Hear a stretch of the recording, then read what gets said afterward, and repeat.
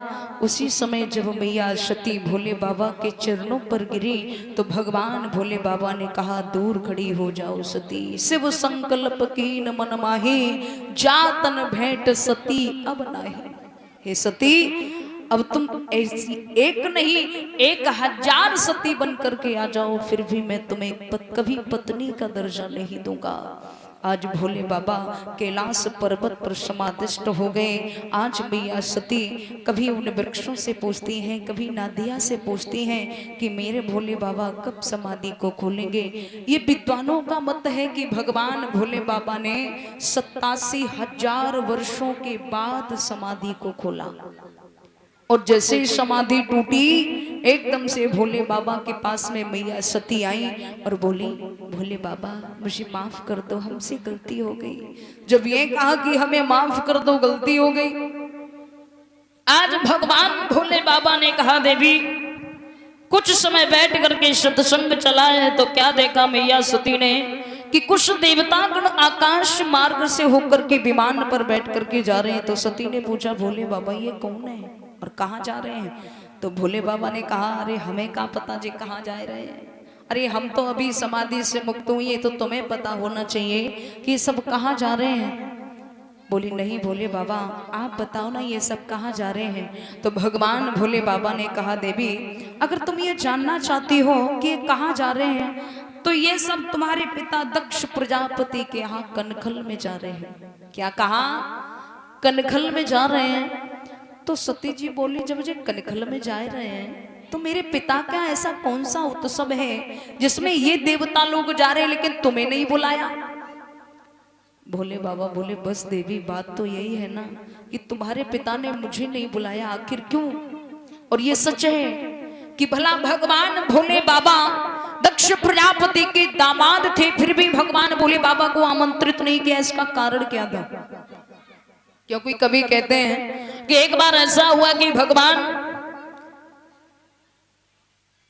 भोले बाबा विष्णु भगवान की जबकि इंद्र की सभा लगी हुई थी, उसमें विराजमान थे, बैठे हुए थे, सभी देवतागण बैठे थे, ब्रह्मा विष्णु महेश इंद्र, बड़े बड़े देवतागण विराजमान थे। तो उसी समय दक्ष प्रजापति का आना हुआ। तो दक्ष प्रजापति को देख करके सब तो खड़े हो गए, लेकिन भोले बाबा और ब्रह्मा जी खड़े नहीं हुए। जब खड़े नहीं हुए तो उसी समय कह दिया है दक्ष प्रजापति ने, हे भोले बाबा तुमने मेरा अपमान किया है, तो आज से मैं सौगंध खाता हूं कि आज के बाद जीवन में मैं तुम्हें कभी सम्मान नहीं दूंगा। ये सोच करके भगवान भोले बाबा को दक्ष प्रजापति ने अपने यज्ञ में शामिल नहीं किया। लेकिन कहते हैं ना कि तिरियाहट नार सो करे सो कर छोड़े। नहीं मानी सती जी भोले बाबा से, बोले भोले बाबा तो क्या हुआ, वो मेरे पिता हैं, मैं उनकी बेटी हूं। और कहते हैं ना कि गुरु पिता मित्र के यहाँ बगैर बुलाए भी जा सकते हैं। तो भोले बाबा ने कहा, देवी जा तो सकते हैं लेकिन तब जा सकते हैं जब पिता और बेटी के बीच में संबंध अच्छे हों, रिश्ता अच्छा हो। अब पिता तो बेटी को फूटी आगे से उनाई देखो चांद, और बेटी फरफरी धुतिया पहन के बाप के घरे पहुंचे जा तो बापा को तुम अच्छी लग रही हो। अरे वो तो अपने मुख से भी नहीं बोलेंगे। अब वही हुआ, जब नहीं मानी मैया सती तो भगवान भोले बाबा ने कहा, ठीक है तो तुम चली जाओ। आज बूढ़े से नादिया पर सती को बिठा दिया, साथ में कुछ गणों को भेज दिया। आज भगवान भोले बाबा ने कहा, सती ठीक है तुम जाए तो रही हो, लेकिन ऐसा करो जो अपना सामान सट्टू ले जाओ, जाने कितने दिन ना लगे। सती बोली, भोले बाबा मैं कल लौट के आऊंगी, क्योंकि भोले बाबा को पता था सती जा रही है लेकिन अब लौट के आने वाली नहीं है। तो भोले बाबा ने सती को बहला फुसला की कहा, देवी और देखो तुम्हारी 27-28 तो पहने ही है या नहीं है? बोले बिल्कुल सच है। बोले एक एक दिन भी एक एक बहन के घर रहोगी तब भी एक महीना खराब हो जाएगा। और दूसरी बात यह है कि 2-4 से 10 दिन अपने बाप के घर रहना, उसके बाद चली आना। सती ने कही, भोले बाबा तो तुम बिल्कुल सही कह रहे हो।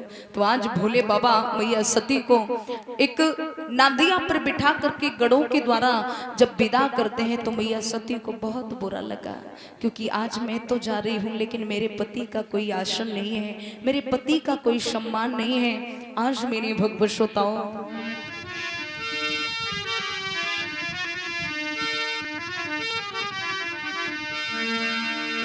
अरे पीछे निगाह पसार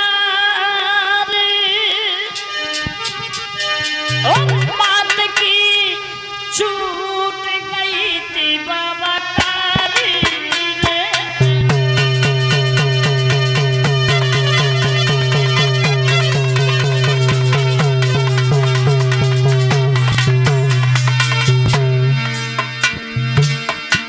आज भैया सती रो करके बोली, बोले बाबा मैं जा रही हूँ।